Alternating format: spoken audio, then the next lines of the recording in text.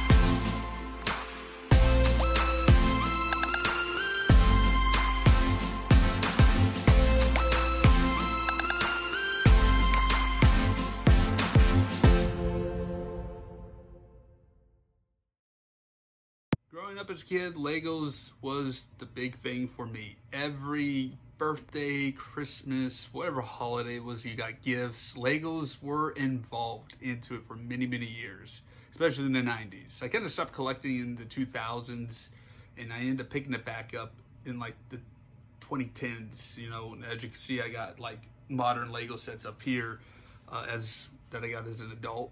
And so I occasionally will pick up one here or there and just kind of add them to the collection, put them on display because they're pretty cool sets. A lot of them have been Star Wars.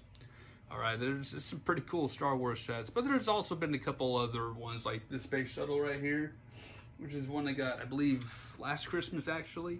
So it's I saw it at Walmart and I was like, I really like to have that. It was, just your basic Lego City, space shuttle. So yeah, pretty cool stuff there. But today on the show, we're going to talk about one particular set, and this particular set is probably my favorite out of all of them. And it's one I got on Christmas of '94. It was probably one of the popular Lego items of that Christmas season, and it is the Royal Knights Castle. And I still have the original manual for it right here, because I'm glad I do. And as you can see, I even have all the manuals from most of my sets. I don't have all of them, but I got most of them. Early on as a kid, 5, 6 years old, you don't think about keeping manuals. So, and then I realized as I was getting a little bit older as a kid, it's like, I should keep these, in case they break, in case something happens. And this particular castle has been broken multiple times, actually. I think twice, actually, if I remember it correctly. And it's one that I sat there that Christmas day. I built it for 8 hours. I sat there 8 hours straight building this thing. And it was crazy. I can't sit like that anymore. Just even sitting on the floor for an hour, it hurts to get up. And after 8 hours as a kid, it hurt to get up. And then I had another set to build. I had a big old huge spaceship I had to go build afterwards. And I started working on that after dinner. And then I pretty much tapped out. But let's talk about this Royal Knights Castle. It's a pretty cool set. There's, again, sitting there at Christmas morning, you're flipping page after page of this manual, going through all of the instructions. This is upside down. Hang on, let me flip it this way. Actually, I don't really know how to flip it. So, as you can see, it kind of goes vertical and it goes horizontal at times. But it's very detailed. Of course, this one kind of tripped me up a little bit trying to build this thing because some of the pictures were hard to distinguish on some of the pieces. But, like I said, you'd think it would be thicker because nowadays in modern Lego sets, there are a lot more thicker books and they come in multiple books. This is just one book, just for this large set. So, before I go into the ins and outs of it, here it is. Just kind of compare the size of it all, take it all in. That's the castle.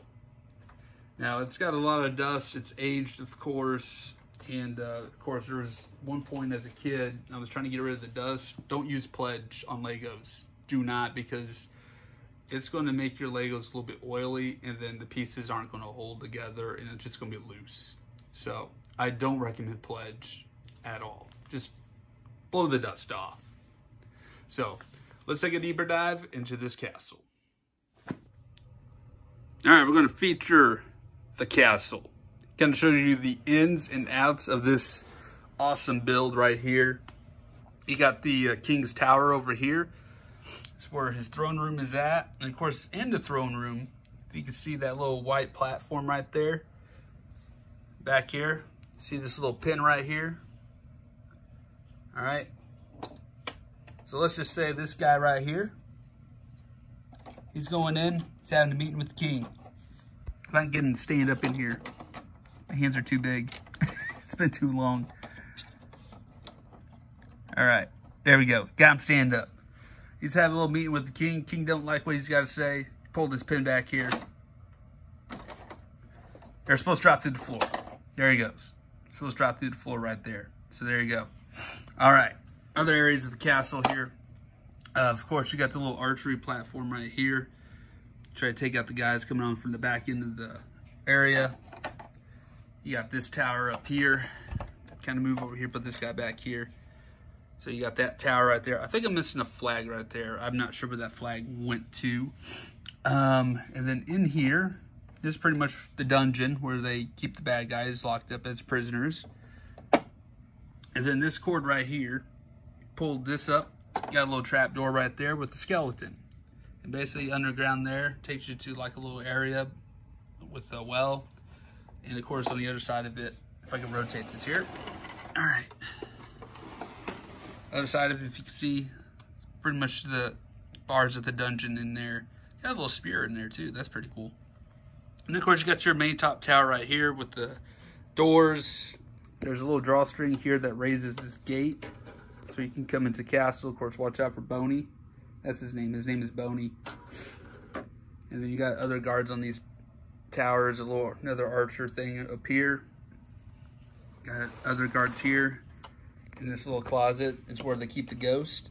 All right. I think his name is Boo the Ghost. Very original. And then we got a catapult up here. I do believe I'm missing a square piece here. And then I'm also missing the catapult pieces up here as well. So there's some pieces missing, but basically they're supposed to go in the catapult, launch it, boom. All that good fun. And the other cool feature about this thing is on the side over here, you've got the secret staircase. Kind of sneak into the castle. And then you got your drawbridge right here. That lowers and raises.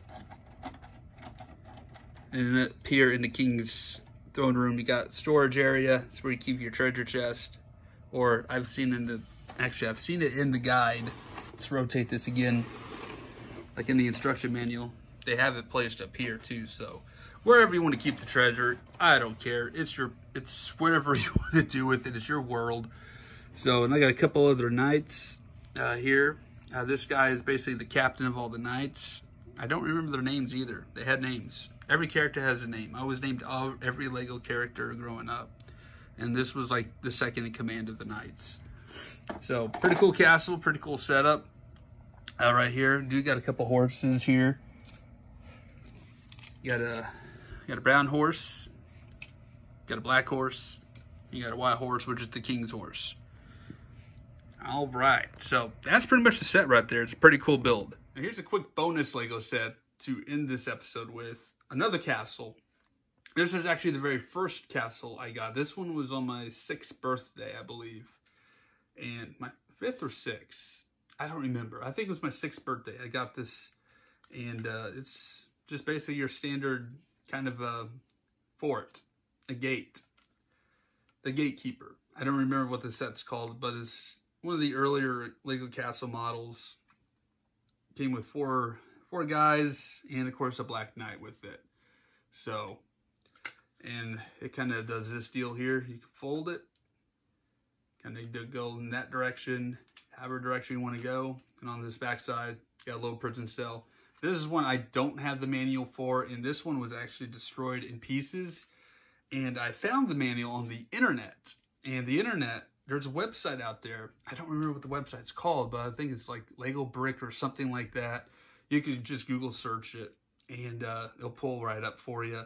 But it has pretty much just about every Lego instruction manual you can find on the internet, and that's how I rebuilt this. I found all the pieces that were mixed in my Lego bucket, and got it rebuilt, all thanks to the internet. So if you lose your instruction manuals for any Lego sets, the internet's a helpful source. So that's it for this episode. Thank you guys so much for joining me on this, and we'll see you guys next week, and we'll talk about another Lego set.